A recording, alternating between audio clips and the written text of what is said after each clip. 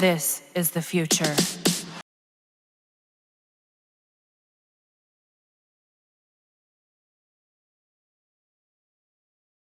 Today is June 27, 2024. This is video number 4. Video 1 and 2 are on App Your Team Sussex. Video number 3 is on PYTE. Video 4 is right here.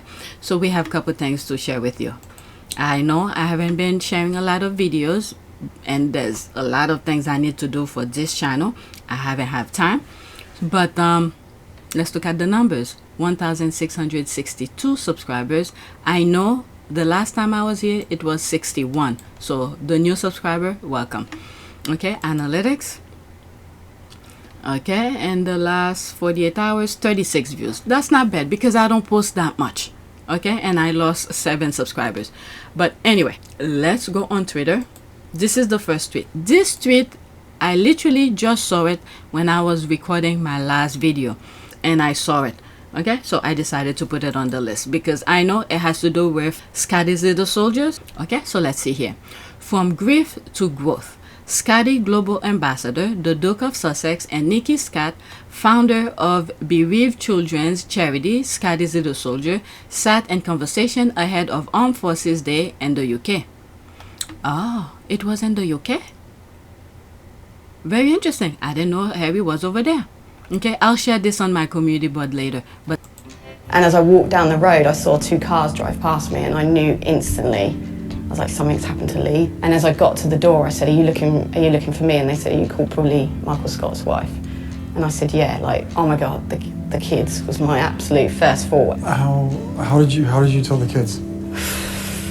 It's the worst. I think I sat later that night. I sat Kai down on his bed, and he was 5. Do you know what I mean? It's just like, how do you tell a 5-year-old this? Because I literally just, shattered his world. He knew that life was never ever going to be the same. Sorry. I didn't think I'd do this. It sounds so corny, but I started to think, how many other children have had a parent who's died? There's nothing corny about that. Almost want to bring that military community back to you haven't lost it. That people still care. We can't fix what's happened. We can't bring your parent back, but we can make sure you have the very best support, because that's what you guys deserve. Your parents served our country. What you've done is incredible. It is, truly inspirational. And I'm also really honoured and privileged to be a part of Scotty's now. That is so nice. Okay. This is why Harry said he will always support anything that he's passionate about. Because you could see if the kind of support those Scotty little soldiers are giving, that's an image by the way, are giving those young kids. Harry needed it when his mom passed, but instead the father just shrugged it off. So you could see through his own experience, you could see why he wants to support Scotty little soldiers. That's nice. I wonder when was this? When did they did the interview? Is he in the UK? And then the people in the UK don't even know. I'm just curious. That's all. June 26th. So that was from yesterday. I'll share that on my community board. Nikki Scott talked about the moment she told her son, his dad, Corporal Lee Scott, had been killed in Afghanistan while serving with the 2nd Royal Tank Regiment, and the impact of bereavement on children and young people. That is so nice. That is so nice. Okay, let me pause and post it now because I might forget. Oh, shoot. I had it on. So I took the screenshot for now. So let's go to the next tweet. Okay, I'll fast forward it when I'm editing. Alright, so these are what I had on my list since yesterday. There's that here. Name sound or looks familiar. Johnny Mercer is the Minister of Veterans Affairs. He's the one trying to get Invictus Games to be held in Britain in 2027. Shaking my damn head. Wow, what a winner. So what did he do? The minute I saw it, I quickly put it on my list for me to share with you. So that's from Byline Times, 22 hours ago. So there's me here giving reason not to award them the Invictus. So let's see here. What did he do? The link will be in the description. Let's see here. The veterans' vendetta Why Johnny Mercer attacked a former serviceman and political rival Fred Thomas are so problematic. The episode raises some important questions, not least about Mercer's own behavior. The Minister for Veterans Affairs, and this is the same guy trying so very hard to get the Invictus Games to be held in Britain in 2027. He forgot the script. Alright, so let's see here. Ian Overton, 26 June 2024. The Veterans Vendetta, Why Johnny Mercer's attack on a former serviceman and political rival are so problematic. How long is that? It's a decent read, but let's see what's going on. So when different topics come up, at least I know what's going on. Okay, so let's hear. The Conservative Party handling of the much anticipated death of the Conservative Party's majority has spawned a wide array of emotions. For many, there has been a resignation, both emotional and with 75 Conservative MPs choosing not to stand against on 4th of July actually. For others, there has been a focus on what a much smaller Conservative Party might look like and their corresponding places in it. The fight for the soul of the party by both those on its right and left, evidenced in the emerging Suella Braverman versus Tom Tugent Hat camp. Then there are those with rage. In particular, there is the anger on display by Johnny Mercer, Minister for Veteran Affairs. I have outlined previously in these pages my reason as to why anyone would be concerned about Mercer's competence and the way in which he has personified a broader right-wing shift in British politics that has prioritized military interests over human rights. Very interesting. Not least, I have argued there is cause for concern about his controversial handling of the Overseas Operation Bill and his frequent disregard for accountability and detail. But this election has shown a new furious face to the man. In the heat of the campaign, Mercer, a former Army officer, accused his fellow veterans and labor opponent Fred Thomas of lying about his military record during a hustling event in Plymouth. Mercer claimed that Thomas had never served in combat mission, as reported by The Guardian last year. Mercer accused Thomas of fraud, of being Walter Meady, and of being deeply offensive and deeply disrespectful. Mercer had previously accused Thomas of serving 5 minutes in uniform. Oh my God, these people, they're carrying the same Murdoch blueprint into workspace. These are childish talk. But then again, if you say you serve, you have to serve to say you serve. But let's continue. When Thomas had in fact served 7 years. What? 7 years compared to Mercer's 10. Oh my God. 7 years is still a lot. The accusations were quickly condemned by Labour leader Keir Starmer, who described Mercer as, quote, sad and desperate, and criticized the Conservative for putting party interests above the country. Thomas, a former Royal Marine captain, responded by stating that he was unable to discuss much of his service due to his sensitive nature, but as commentator and broadcaster Carol Vorderman noted on X, formerly Twitter, Fred Thomas has not said the thing Johnny Mercer is accusing him of saying. He hasn't said them.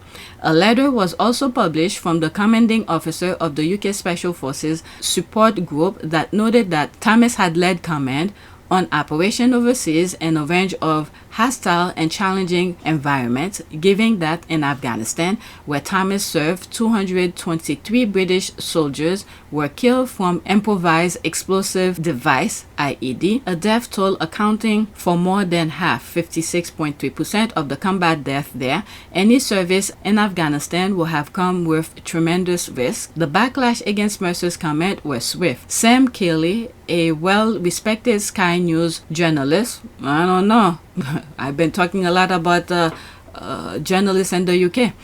Okay, I can confirm that Fred Thomas has served overseas on active service in places I have myself also worked. Mike Tapp, a Labour candidate on former Intelligence Corps officer, said that Mercer's attempt to push Thomas to break confidentiality rule on special service mission were inappropriate and disrespectful. Oh, is that what he wanted him to do? Luckily, the other one, his head was there to not fall for it. Wow. Service always comes before politics, he said, but the episode raises some important questions, not least about Mercer's own behavior. The first is that, in his attack on his rival record, Mercer claimed that he knew of Thomas' service career from his role as Veterans Affairs Minister. Former Defense Secretary Ben Wallace also said that he knew exactly what the Labour candidate did in uniform. What is remarkable is that two former ministers are using privy and confidential information to attack a competitor. As Shashank, Josh, I'm sorry if I pronounce it wrong, Joshi, defense editor of The Economist, asks, is this a case of a minister using their office to acquire derogatory information on political opponent?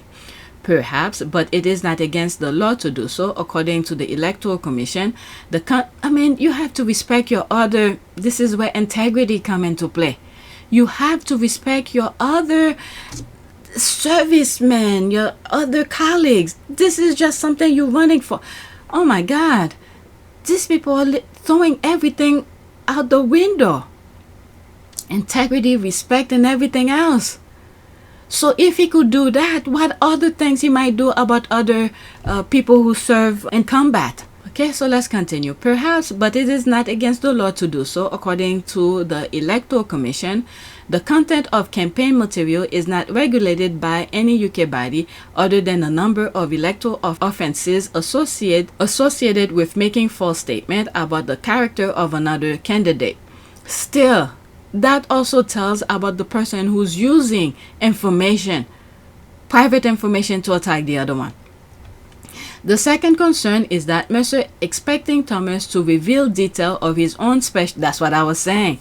And that's why I was like, luckily the other guy his mind was there to not fall for it. The second concern is that Mercer expecting Thomas to reveal detail of his own special forces support operational experience risk double standard. Mercer was recently giving a deadline to provide names to the Afghanistan inquiry about alleged war crimes by British special forces. A move he has resisted on the ground of protecting his sources. As Mercer himself has said in the House of Commons, it is the long-standing policy of successive government not to comment on the activities of our special forces. Why then does he expect Thomas to break that silence? The third concern relates to Mercer's own character. Alright, almost done.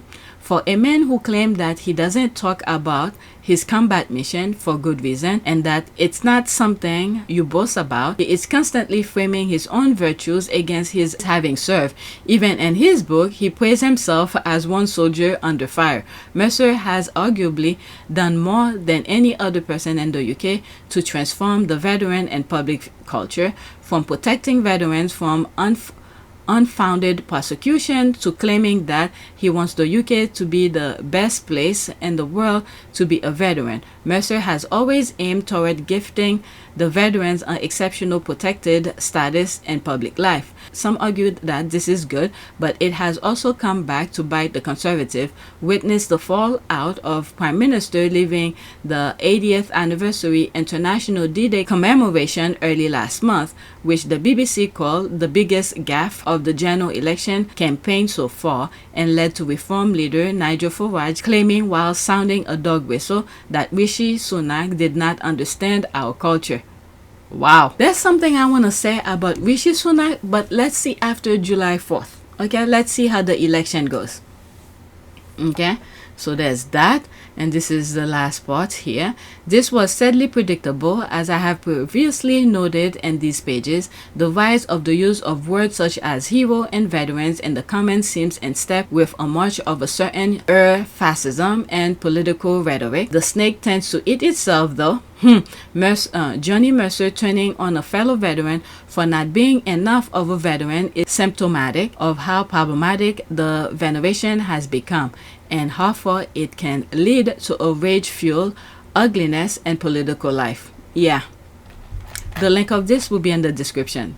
All right, let's see here. The Minister of Veteran Affairs, and this is the same guy trying so very hard to get the Invictus Games to be held in Britain in 2027. And his attack on his rival record, Mercer claimed that he knew of Thomas' service career from his role as Vet Affairs Minister, as did Defense Secretary Ben Wallace. What is remarkable is two former ministers are using privy and confidential information to attack a competitor. Yeah. The whole quote, "I'm more veteran than you." I know. It's like a little childish thing. Shit is demeaning and ludicrous. Mercer is desperately clinging on to his family's huge pay packet and will sell his principles down the river to get it. Yep. I agree with that. Okay, so this is the last one I'm reading, and then this is an ad. Mercer's Veterans First social housing policy has serious flaws, not least a veteran with a history if DV, domestic violence, would be entitled to housing, but his estranged victim wouldn't. This is why housing is based on need, not service. Bill Moore instead. Okay, so that's that. Let's go to the next tweet. Now we are into BetterUp.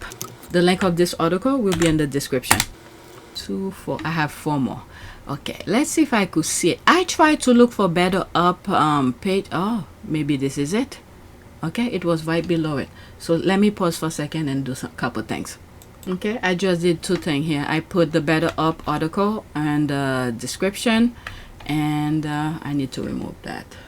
Okay, put this in the description and that article that I just read in the description, but I need to read that BetterUp one. But let's focus on this first. Okay, BetterUp is in partnership with Brene Brown. Okay, is this the same woman who announced being hired by the Phil a few weeks ago? Brownie, there's the thinking here. Not sure is the same. Okay, this is absolutely wonderful. I love Brene Brown. Okay, I don't know in terms of this if Daily Fail hired that person. This is awesome. Okay, so let's go into that. I put this on the list. Okay, I just added this on the list, so let's go into it. Okay, BetterUp and Brené Brown will launch the Daring Leadership Institute, a first of its kind integration that amplifies Brené Brown's empirically based courage building curriculum with BetterUp category defining human transformation platform. I just read a tweet that says, "Did Daily Fail hire this person?" Now, anyone that deal with Daily Fail, Murdoch people, you have, I don't know. Okay, I just read the thing, but I'm just saying, and I'm not saying she is working for Daily Fail. Let's just look. Let me look it up. Okay, I just type on Google, is Brené Brown works for Daily Mail. I don't see anything that confirms that. I just saw this here.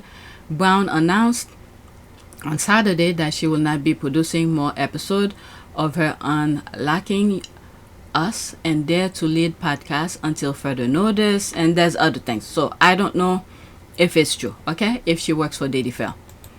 But anyway, so let's get back. What I was gonna say is that anyone, okay, not just her, if she does work for Daily Mail or anything that associate with Murdoch, you need to take a second look, because these people, they don't work in terms of ethic, or they don't think genuinely. There's always something behind them doing something for someone.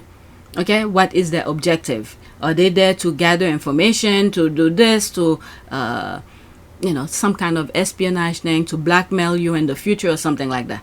Okay, anyone who works for Daily Mail or Murdoch people, this is what people should think about, in my humble opinion. But I'm not saying she is. I just read it on a tweet. But I went to look, and that thought came to me. Okay, again, I'm not saying she works for Daily Mail. Okay, so let's focus on this tweet. BetterUp and Brené Brown will launch the Daring Leadership Institute. I think I read this already. Okay, Institute, a first of its kind integration that amplifies Brené Brown's empirically based courage building curriculum with a BetterUp category defining human transformation platform. Okay, so there's no comment. This is something extra. What is that? Pretty cool panel for Technology Society Summit featuring all 3 recipients of the NAACP Archewell Digital Civil Rights Award. Very interesting. Oh my God, I'm seeing so many new things now. Okay, hey Sussex Squad, please watch and share this incredible interview from grief to growth. Prince Harry. Oh, it's on YouTube, so I already share the small portion that I came across. So if it's on YouTube, go share it. Go watch it. Okay, I'm not gonna share this one, but this one is news to me. Let me do this. Okay, let's focus on the article. I have it open, and then after that, I'm done with this, and I'll go to the next tweet because there's no comment. Okay.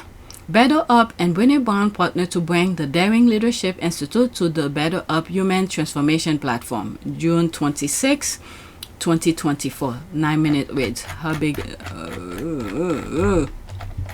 9 minutes gonna turn into 20 minutes. Okay, Brené Brown appointed as executive chair of the new Daring Leadership Institute addressing challenges faced by organizations across the globe. Austin, Texas, June 26, 2024. Today, BetterUp, the human transformation company and inventor of virtual coaching, announced a groundbreaking partnership with Brené Brown, the globally renowned researcher and author. Together, they will launch the Daring Leadership Institute, a first-of-its-kind integration that amplifies Brené Brown's empirically based courage-building curriculum with BetterUp category defining human transformation platform. This partnership strengthens BetterUp's unique platform approach that braids coaching, science, and AI enhanced experiences to best meet the needs of people and drive the performance organization need. The workplace is facing an evolutionary moment for leadership as the velocity of change continues to accelerate. The technological advancement, including the advance of AI, are changing more than how people do their job. It's upending 50 plus years of conventional wisdom around leadership. This moment demands courageous leaders with often overlooked uniquely human skills. BetterUp's data revealed that 72% of us aren't working with the optimism, agency, or confidence we need to make the most of this technological inflection point. Even amid a dramatically acceleration pace of change, managers with the right intervention can develop skills like tenacity, courage, and trust. When they do, their teams perform 34% better and are 21% more innovative. Okay, so there's more to it. This looked like a very good read, but the link will be in the description. Please check it out. Okay, I've been recording for a while and I need to finish up. So there's this here. I just found it and I think I read it already. Our founder, there's that, is at the Tech Society Summit in Los Altos, California today, thanks to generous invitation from the who is that? Hyacinth Simon Foundation. Dr. Joy will be in conversation with Dr. Sophia Amoja Noble to discuss Dr. Joy's debut book, Unmasking AI, and explore broader themes of justice in our digital age. Thank you to the Hyacinth Simon Foundation for organizing this event and to Dr. Joy's fellow speakers, and there's all of that. Okay, and her. To learn more about Dr. Joy's work, there's that. Okay, so this is just an announcement. I'll share that on my community board as well on our part of peer service. So let's focus on my list. I skipped some stuff, but I need to finish up. Okay, so this one is a video about the Warriors game. And one video, either Happy Team Sussex or PYTE, where a squad was tweeting how making comparison between the Warriors game and Invictus, and why Warriors game will never be global like Invictus. And I commented and said that Warrior game will never be as popular as Invictus because the Warrior game is run by the Department of Defense, the government, and the US. So they cannot make this global. This is something between them. Maybe allies could participate. But to take it to the level of Invictus, no. They need someone like Harry, who is neutral, to expand it.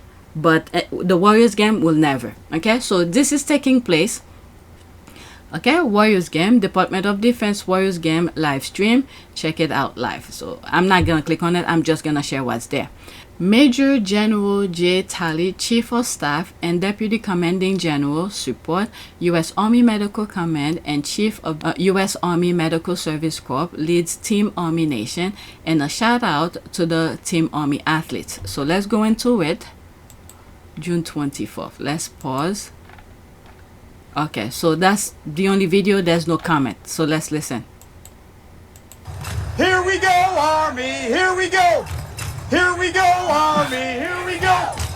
All right, dominate on three, dominate on three. 1, 2, 3. Dominate. That's it, all right, we got it. Here we go. So if you guys want to see, okay, there's no link. I don't see the link here. All right, but that's that. I saw it, I thought I'd share it with you. Next tweet is talking about Invictus and Warriors Game. Okay, the months are passing quickly and Invictus Game 2025 is getting closer and closer, about 6 months away, and I can't wait. I'm already nervous, I'll admit it. Invictus Game is awesome with their unbeatable athletes. All right, so there's that. That was the tweet. Okay, the Warriors Game are going on right now, okay, which I just show you a small clip here. And then we have the Olympic Games in July. They are dealing with the same veterans. They are awesome also. Enjoy. They are all winners. Your fight spirit will alone are role models for me.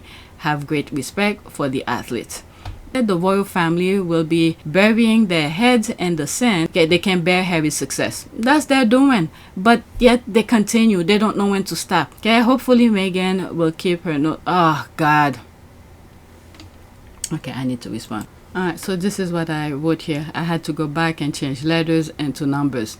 Okay, here you are mentioning her. She is Harry's wife. It's just too bad she will always stand by him. The vets appreciate her support of Harry because people like you are very depressing and have nothing tangible to offer to help make things easier for Harry to continue to do his work.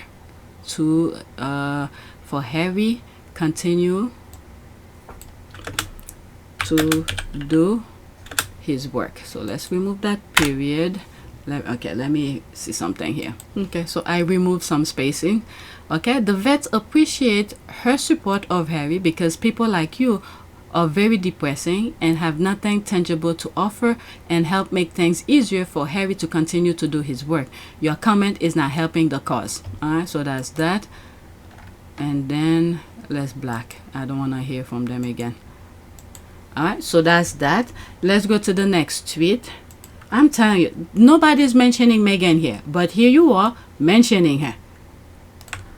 And the athletes from Poland literally saw what was needed to be said and said, Megan, thank you for supporting Harry. Happy birthday. Yeah, I'm so happy. This is from our team. Thank you very much. Because the team is our strength. Thank you very much. And you, thank you for supporting me. So come on, everybody. Because the kind of negativity that's going could easily put anybody into depression and not doing anything at all. So comment like this if Harry come across it, but luckily Harry and Megan are in a different space and they know these people are trash trying to prevent positivity from moving forward. But you keep on writing this BS is, you know, if someone not in the right mind, you pretty much don't want them to do the work that they want to do. I covered this already. Alright, so this is the next tweet. I have one more. I love reading spare reviews. Harry did so good sharing his story. Alright, so this is a comment under wherever place she found it and she put it. She's sharing it here. Okay, spare. Wow, I had no clue. Part of me wants to say poor Harry, but a bigger part of me wants to say congratulations, Harry. He broke free, just like the little hummingbird As awful as it must feel to be separated from his family, there also has to be a sense of relief for not having to live that life of royalty and living a life where you can be you. You have to be someone that does as you're told because it's expected by the institution. Shame on Pa and Willie, but congratulations to Harry. You chose the right thing when you choose to do what was best for your family, as opposed to doing what was expected by the institution and hurting your family in the process. Good job. Yeah, that's a very nice comment. Me too. There's that here. Okay. Let me like these so I could. Oh wow, they're already sharing these. I didn't see them at all. Oh, what is that? Okay. The nerdy priest does not foresee a letter of Prince Harry and Duchess Meghan by the royalty Scamilli. Its mouthpiece is the taxi. This is extra. Since it's here, let's play it. 1 minute and 3 seconds. And then I'm gonna go to the last tweet that I have on my list. And for 12 months during lockdown where we said literally nothing, it was relentless. And that was a real eye-opener for me. I never thought that we'd be away from it completely, but I did think that we would get some form of peace. But that's when I realized that actually our mere existence outside of that institutional control was more of a threat. I want all the people who are really fixated on why Harry is taking his, personal family trauma so public to really sit with that clip. Because when you're a generational cycle breaker, you are in a lose-lose situation. Because even if you try to say, okay, I'm not gonna fight anymore, I'm not gonna rise to the occasion, I am just gonna go and find my peace off with my new nuclear family by ourselves, you are still a threat to the system. You are showing there are other ways of being outside of the system. I can only imagine how much more true that is for something like the royal family. Wow, that's very true. Is she a nun? Let me see. You are showing... I don't know. You are showing there are other ways of being outside of the system. I can only imagine how much more true that is for something like the royal family. That's true. This is why they're after him daily. You hear nonsense non-stop, but luckily people are seeing through the BS that they're spreading. If you look on PYTE, one of the videos that I did earlier, where I talk about, there was a tweet where they were talking about, the lies, the Murdoch people everywhere, YouTube, every newspapers, Newsweek, you name it. So people are seeing through it. They're seeing what Harry is talking about. Okay, next tweet. Prince Harry spare April. And the worst thing with that last tweet that I just showed you with the video, TikTok video, is that his brother, he's older, and he knew what his mom went through. And then for him to inflict the same, if not worse, on Harry and his wife, this is unforgivable. God, here's a baggage for you. You need to deal with him. Okay, next tweet. Prince Harry spare April 2006. Quote, next stop, I said to the shaving mirror, Iraq, I searched my heart. I wasn't fearful. I was committed. I was eager. But also war, death, whatever, anything was better than remaining in Britain, which was its own kind of war. Harry preferred going to war than staying over there. And then meanwhile, people who don't know, outside, who see royalty, castle, and all of that, the fantasy thing, the nonsense they put in people's head, they above everybody else. Meanwhile, Harry was in there. He's like, nope, I'd rather go to war than staying in there. Wow, that's very true. Okay, like, repost, bookmark. Is that an ad? He got the looks, William the end. They have to throw the shade. They have to throw the shade. Okay, so let's do a prayer. This is my last, that was my last tweet on my list. Okay, I have a lot to edit. Okay, prayer for conquer. That's what I did on my last prayer. Prayer for, let's say, support and prosperity. I feel like something much more to be said, not prosperity. Let me pause and think for a few. I'm thinking decision making, because he made the decision to do where he's at now, to be where he's at now. So prayer for decision making. Okay. Let's just put support, decision making. Prayer for, let's see what pops up. Here are some prayers for decision making. Trusting God. Dear God, I look to no one else for wisdom. I humbly ask for your help in making one of the most important decisions in my life because I don't know how to make it without you. Please give me direction and wisdom so I can make the right decision and bring glory to your name. Amen. Okay, so that's that. Please take a moment to subscribe, like, and share. If you wanna, someone is up. Please take a moment to subscribe, like, and share. If you wanna support this channel, there's a PayPal link and a Cash App link in the description. You could donate. Those who have donated, thank you. Don't forget to check my shop. Zazzle, I have puzzles and some pillows and keychains. And for Spread Shop, I have a lot of design on t-shirts, sweaters, and whatnot. Check them out and see what you like. Those who have purchased already, I appreciate your support. Okay, so that's that. Thank you for watching.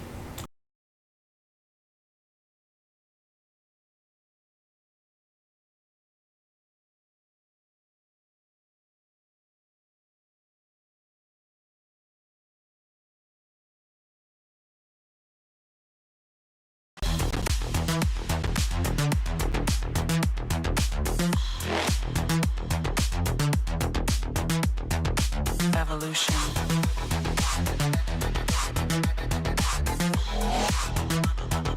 This is the future.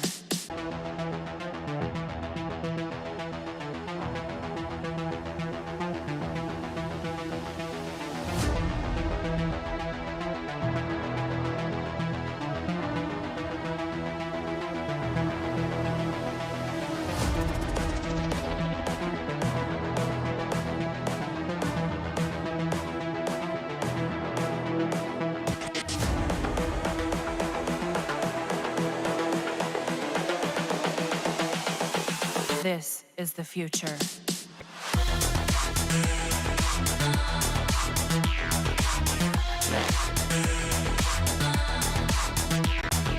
Evolution.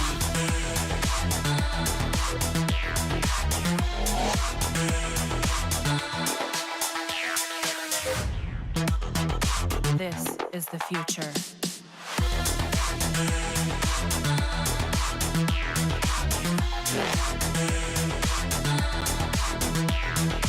Evolution.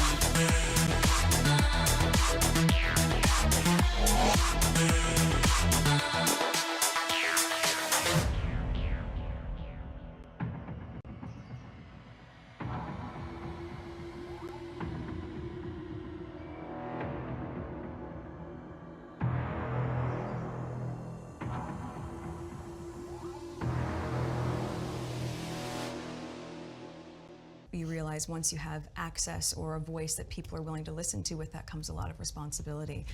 We're a fantastic team. We know we are, and we hope to, over time, try and have as much impact for all the things that we care about as much as possible. Today is April 6, 2023. It is 2:44 p.m. So I have a little bit of time, and I thought, let me get this initial video out. Whenever I have time, I'll record. So this is the first video for this channel. Well, I should say second video, because I did like an introduction in terms of what this channel will be focusing on, more in terms of background of Harry and Meghan kind of thing, and things that they have said in the past. So I decided to create this channel to focus mostly on their charitable work. I don't know which direction I'm gonna go with it, but it will be definitely focused on their charitable work. So I thought, since I have the time, let me go over their website to give a basic idea of where they're coming from. And I was looking at their website before I started recording. One of the things I was thinking of doing was to highlight each of these organizations they have helped or they're part of. Then I said, let me just read, go over their webpage, and then go over the impact report. And then maybe another video, I'll do a review of the organization